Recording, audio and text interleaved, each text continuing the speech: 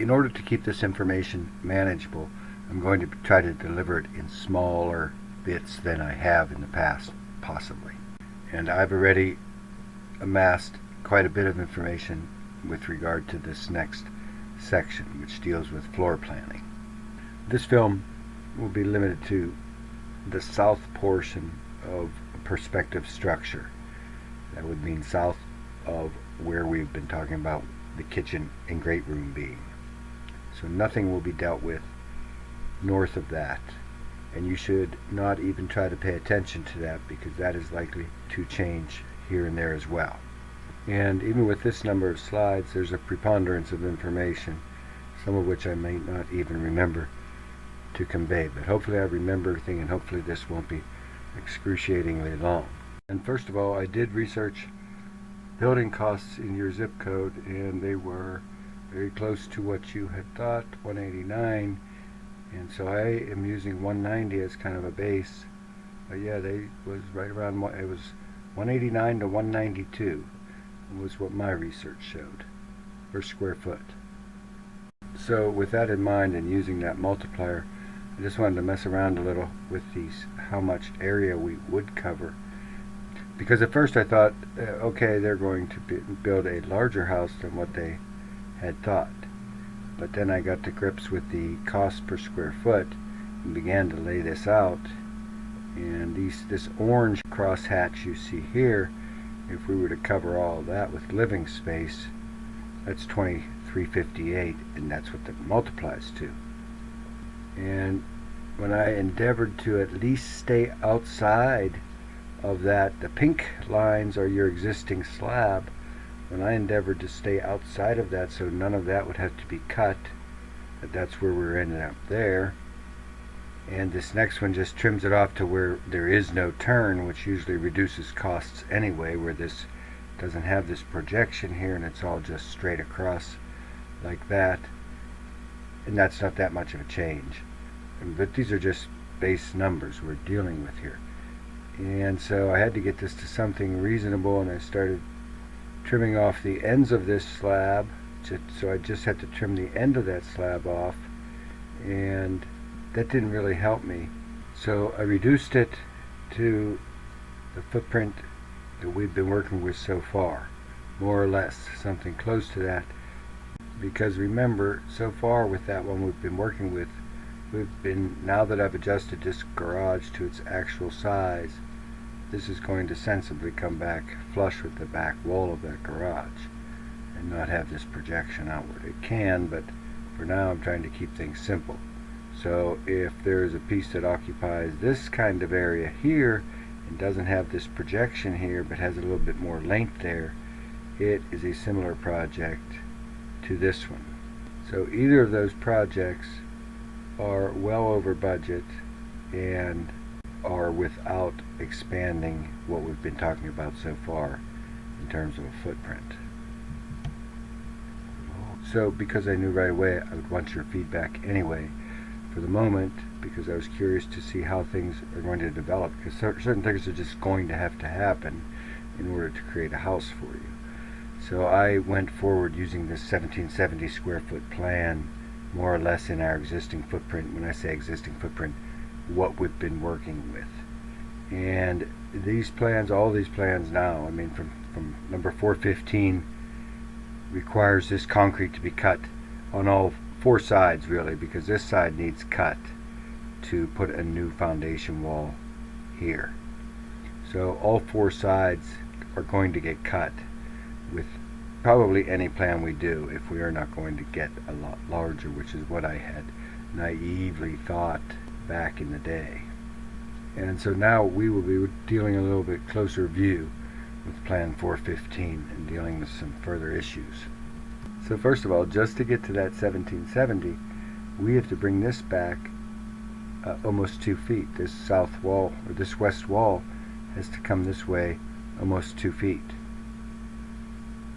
And so that is done, and that is taken out, probably it's taken out of this down through here. That 2 feet to get us to that 1770. That leaves us with this, dealing with 1770. So first of all, this was just me horsing around much earlier, and we at least want to locate where that cable is coming out of the ground and how much cable is coming out of that once it's up and out of the ground. And then put in a few of the details that we're missing. So the electric service cable is here. The electric panel is going to have to be somewhere within probably 5 feet of that. And there's your door to the back, and this means this becomes our entrance to this rear part of the house. Very briefly with this front porch, I want you guys to consider these storm doors, because we're going to be going forward. This plan's going to be changing here in a minute.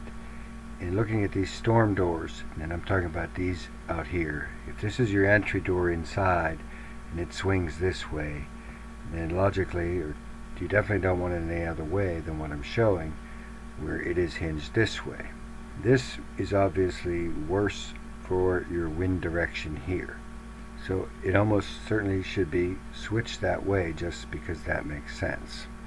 So now we're going to be calling this 415A, and even I don't know what's going to happen in the next slide. We're going to be calling this 415B, apparently. Right. Because I knew from your sketch and from other considerations, A, and B, I didn't feel this piece of porch was doing us any real usage here, because we're mainly, it's nice, but mainly we're going to need that space inside. At least that was my approach. So when we went to B, I moved that out to gain that 2.5 feet or whatever it is. And remember, this is all hypothetical. You don't have to like any of it, and you can hate any of it. But when we move that wall out here to gain that space on the interior that I think we're going to need, then the swing of that door becomes even more critical. And so in here, I don't really like this fight that's going on here. And I had already, when I moved that out, I already extended the length of that closet and made double doors on the closet instead. But even that is a close fight, and these are 22-inch doors, which aren't that, there's an upcharge for that. So, and right now I was showing that closet that 2'8" deep, and the minimum, or not the minimum, but the standard is 2'0". So I wanted to move that back some. I moved that back some and increased the size of that door to 60 inches. So those are two 30-inch leaves, and they don't interfere with this, but it's still kind of a close call, so I just moved it back another couple inches. And that is what I did out here for now. And that, of course, as intended, allows us to move that dining area down along with that wall. And so that becomes our setup for the moment here. And now this next section deals with how far it is from the garage floor to the level, your living level here. Right now, so far, it's been showing, for whatever reason, along the way, ends up being shown at 34 3/4 down. And that would require, for one thing, that would be oddball risers, and it would require 5 of them if we were to stay with that. Now, inside that crawl space, and I put that in quotes because you're really going to have to crawl, but just as a thought experiment or whatever, right now this is the floor system, and that's what would work for what we've been showing so far, which is nice. We don't have to change anything or alter anything there. And these are our clearances. We have 24 from the bottom of our framing to the slab floor, and we have 12 3/4 from the bottom of our needed 2x12 beam to the slab floor. So that plan, where the original plan, the plan we've been working with, was 415B, and I knew that I wanted to reduce that.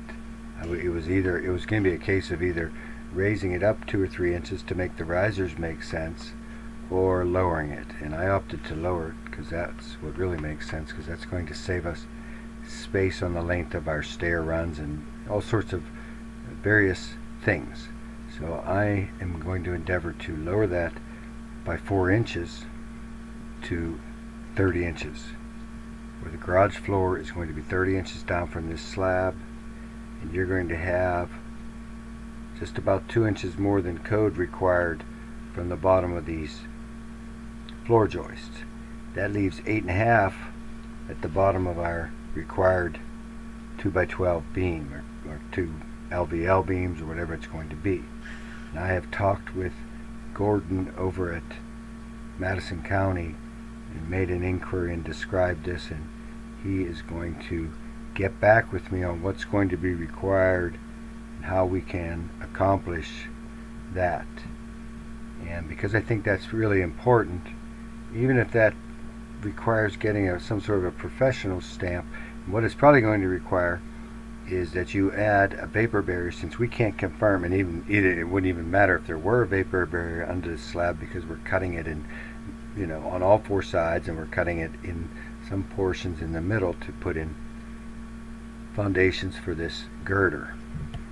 And I'm not ignoring that we have requirements for underneath that floor in terms of mechanics, including the well storage tank for one thing, and we will address that going down the line. But for now, I wanted to start with 4 risers from the garage to the floor plan.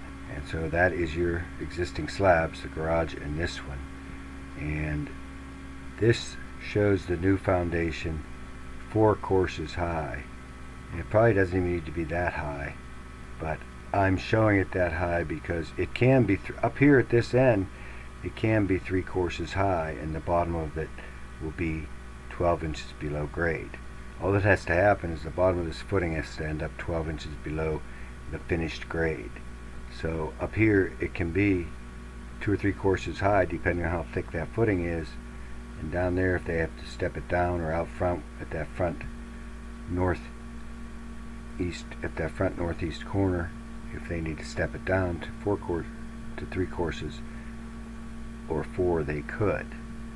But we are reducing that height out there with this 4 risers, which means, keep in mind, that'll come into play with that stone veneer portion that we covered in DRM5.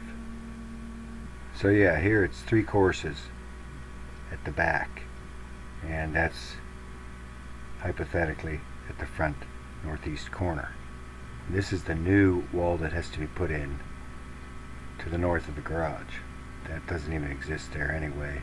It has to end up there, which means both of those slabs get cut, and then presumably everywhere we cut this slab, that gets infilled. And it occurred to me just then during filmmaking that if the builder, I suppose if the builder wanted to, they could treat these sort of situations. They still have to cut the garage slab, but they wouldn't have to have this sort of footing. They can just pour a straight square footing like this, vertical, and that should be fine, particularly on this north end, or on the south and north end.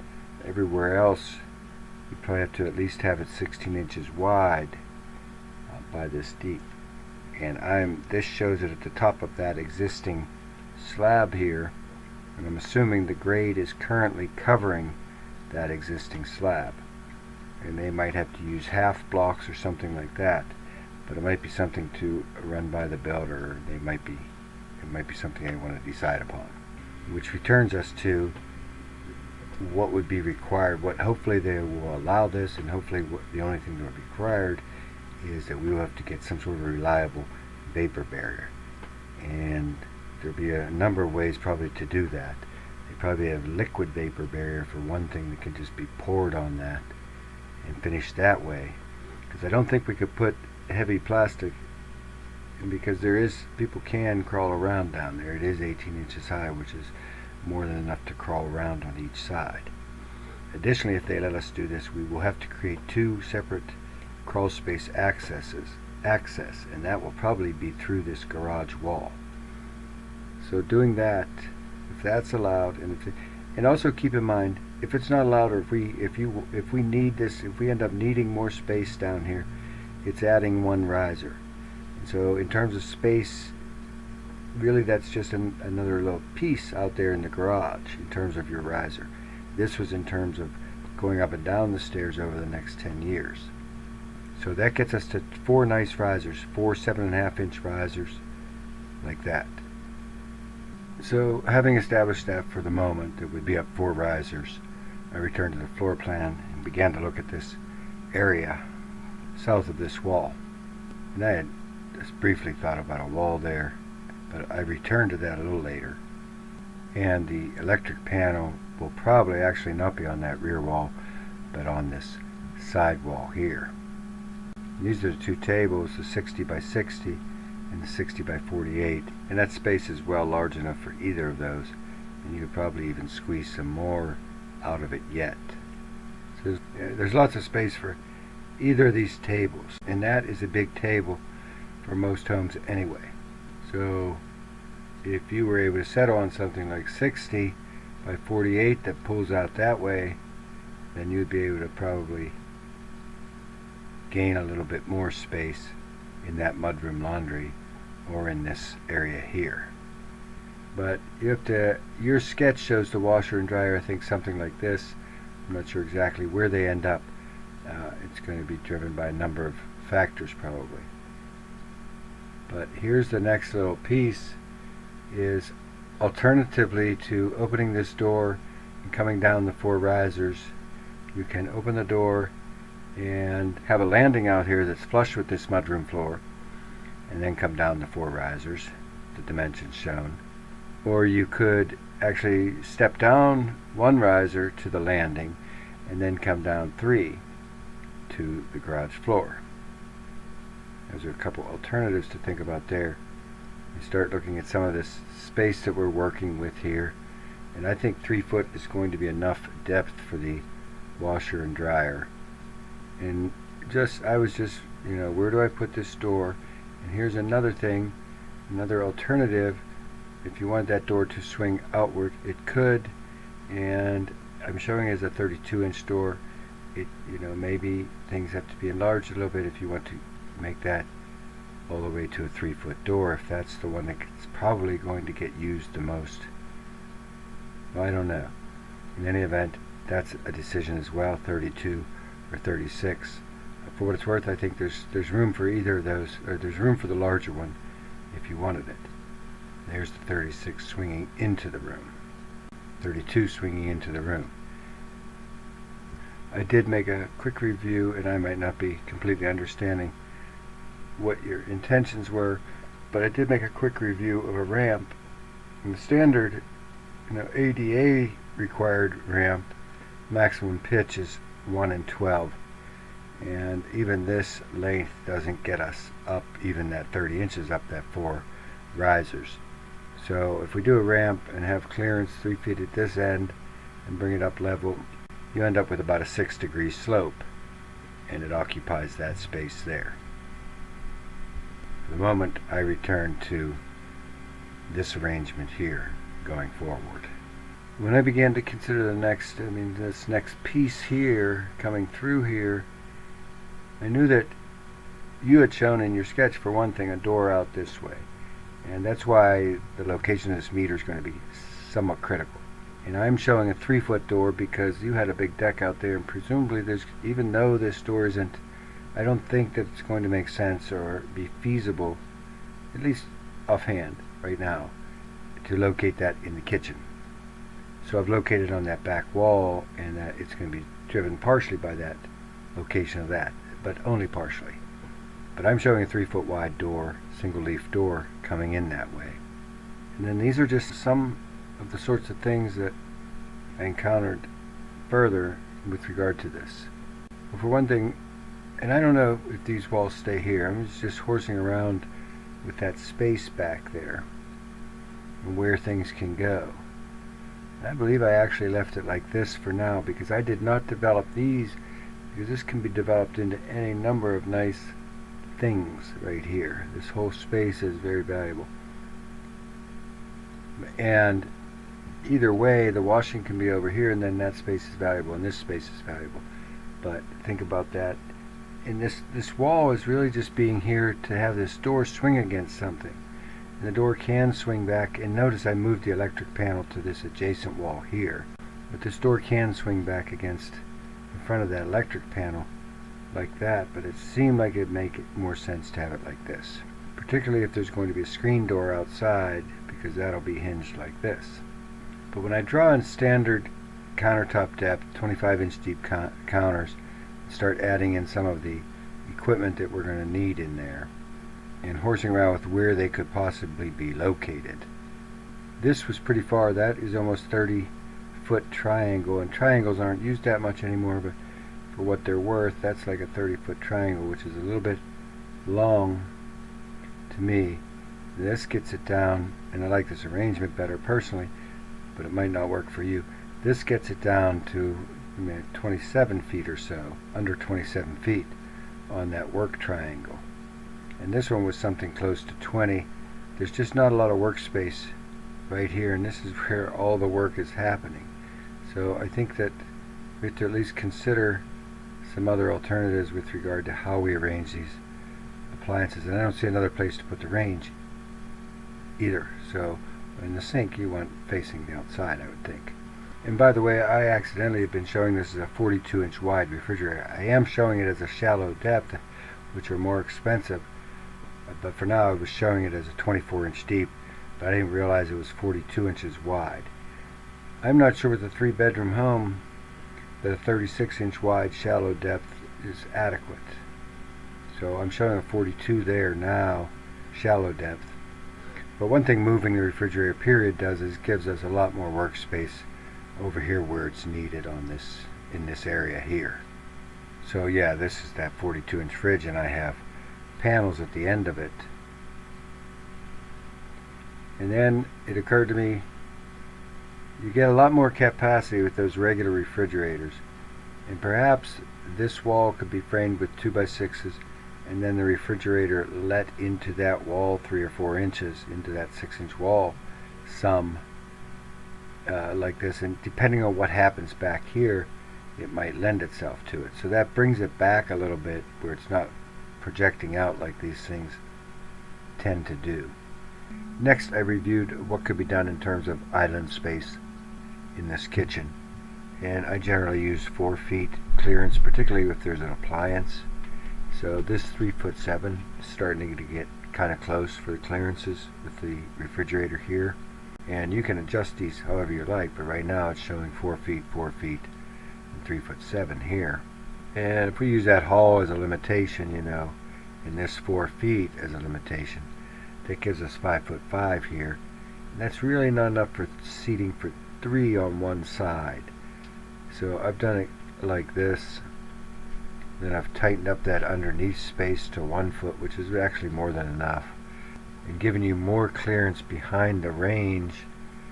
Split that out that way, gave you a little bit more clearance behind the range, and refrigerators over here.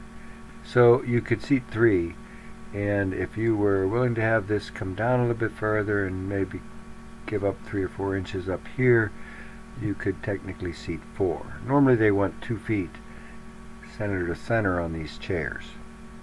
I mean, that's ideal. That's generous space for bar seating. And then right during the making of the film, I recognized that I may as well do this portion as well, or this portion before the final portion, which was obviously that bar can be mirrored this way with the seating on the south side. And after that, one thing led to another, and I just continued to follow various pathways, and that's why the film isn't over there yet. It's 3 o'clock in the afternoon.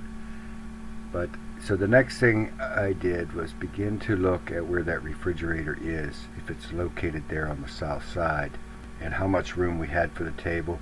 And 3'6", edging past a seated person is 3'0", and for as often as that big table is going to be open, I think edging is probably expected in most types of situations. So I have used that space, taken up that, and reduced that to 3 feet here between the edge of that with the big table, just to give ourselves a little bit more length on this wall here. There's the 2 tables with that 3-foot clearance. And then it occurred to me, there's a lot of space here that this can come out. This is 5'3" from the back of the chair while a person is seated. So there's a lot of space in here that's available. And this is things for you guys to think about. Whether these are built-in cabinetry or furnitures or antiques or whatever, the table can drift this way and you can have cabinetry. There's 10 feet worth back here. I show it, if this middle one's 18, it still maintains that 3-foot edging past, dimension, and you still have 3.9 from the back of this chair. So I think that's probably still, that would work that way if you wanted cabinetry in that room. And alternatively though, if I'm doing this right, alternatively you slide the table back again, and here I wanted this cabinetry, whatever this cabinetry was, I wanted that centered on the table when the table is spaced 3 feet from this wall, but I wasn't keen on losing this little piece of area there, space there, so I just ignored the centering of that cabinetry or display or whatever that is, shelves, anything. I'm just showing you that this is the kind of space that's available that can be allotted in this room or to the mudroom. You know, it can accrue to either place. Okay, and then I'm showing out here, this is for all this kitchen storage. These are these steel racks. I'm just showing steel racks, and I have around 4 feet there. And then over here, you had linen was one thing you had on your sketch, but anything can happen over here, obviously, in this hole. I think that's about 5 or 6 feet there. And then I shifted that entry from the garage over to be more in alignment with the opening to the kitchen and give you a little bit more space. It's a good idea if we can locate the washer and dryer here, simply because of the venting of the dryer is right through the wall. It's less of a headache and less problematic. Alternatively, it's got to go under that floor and out, or up and over, one way or the other. Maybe straight up through the roof, I guess, is also a possibility. But next, I wanted to get you some more pantry space in the kitchen, and we cover this a little bit more at the very tail end of the film. So what I did here was shifted the door, because this is kind of how the sketch was showing anyway, where this, and this is what I like too, and that's probably why the sketch was shown this way, to get this as close to this rear door as possible. Remember, I'm still showing that as a 36. And 36s, you know, they're heavier and more cumbersome, but they do offer that wide thing, so you might want to review whether, and some of these manufacturers, depending on what, you know, who's going to be supplying the fenestration, some of them will make a 34 or 33, something like this, Pella for one of them. But, and they do make, there is a little tiny 15-inch wide sink, so this whole thing with this at 3'11", you could still get a 15-inch laundry tray in here, and I wasn't sure whether that was required at all anyway. But then I widened this gap out to 4 feet, because I have a feeling that these kind of kitchen racks, these commercial kitchen racks, and I don't know if that's what you're going to use, this can have a door across it for that matter. This can all be just closeting across here. But I wanted this 4'2" in case those things come at 4 foot wide. And the last thing is this pantry here, which is one of these 24-inch wide with roll trays that come out. You would have to decide, you can flip that to move the refrigerator closer to the sink. And I think that's almost it. Just a final little, I would assume that you're going to have some sort of cabinetry, storage cabinetry above these machines out here, and no window. I will say, just so I don't forget, offhand, I think this room could benefit from probably a couple skylights just for the balance. A skylight anyway, and I think that would be okay, particularly if you have cabinetry that have glass doors with items in them, and we do the lighting right. And this is going to be so open that I don't think it will feel too dark or too closed off. But skylights would definitely be something to consider if they can be arranged. Here is this final, I mean, this is where I arrived at, and your tastes might take you in a whole different direction. You just ignore that line there. But this was that final kind of look, and yeah, you could shift things around and probably get seating for 4 at that island. A couple other last minute things to think about with regard to at least this sort of plan as it's drawn now. And this is largely to do with the kitchen. You can have, you know, more windowing here if you like, at the expense of this wall cabinetry here. To me, there's a lot of wall cabinetry to work with here, so I don't think it would hurt you to widen this window even by a couple feet if you wanted more of a view out to that deck and to the hillside beyond from that. So you would also be taking that into consideration. additionally, depending upon what a person likes or wants, there is an argument to be made that this refrigerator could move up to the west wall with the sink shifting off center this way, and then this not being here, this little leg not being here at all, this just being a straight run ending with the refrigerator here, gap of space, and then this, and then maybe this range shifts down a little bit. So these are just things I'm encouraging you to think about.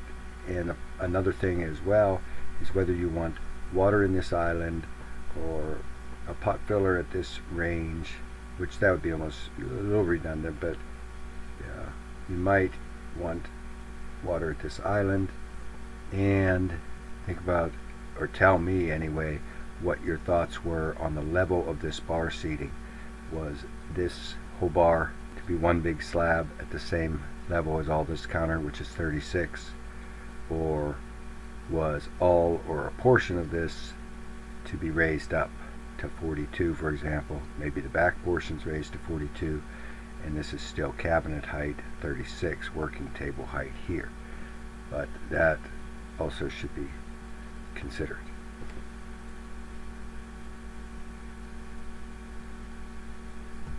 And so now we're going to return to the regularly where I was before I got interrupted last night following this whole trail out, which was good because it kind of gave you a lot more to think about on that left side, on that south side, particularly with the laundry room and the table and all of that. But here's the last couple slides, or however many there are, and this has actually already been recorded, so I'm not going to redo that, but it will be following this. And now I do want to mention before I go on to this, the very last section, is if you want the refrigerator over here, if this refrigerator wants to be over here, and that's what's going to work best for you, and we'll develop some other things over here, then probably this hallway, something will change down here where this hallway is going to shift to the east. But I wanted to mention that in case there's no need to panic if you don't want the refrigerator over here, or if you prefer it somewhere else. Alright, I guess I didn't record that last bit before I started down that pathway, so I'll just do this now. I must have just imagined it as I saved the photos or something. In any event, before I was interrupted, I went on in this direction here. This is where we were with those bar seats on the north side, and then this was working with this fireplace in this whole area down here. Okay, so this is all this is going to cover now. And I wasn't sure whether 2 feet was going to be deep enough for our framing in the firebox, whatever you're going to use there. And if you have started working on that selection, that would not be a bad idea at all to just get that done.